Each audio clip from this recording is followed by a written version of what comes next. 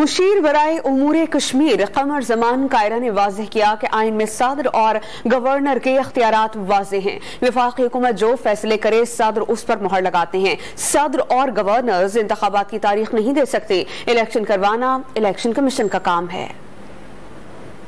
Cabinet और वजीर आजम होते हैं और जो वो फैसले करते हैं सदर उनके फैसलों पे मोहर लगाते हैं, उसको नोटिफाई करते हैं।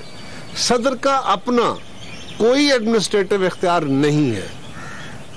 इसी तरह गवर्नर्स जो है उनका सूबों के अंदर वो आईनी ओहदेदार हैं।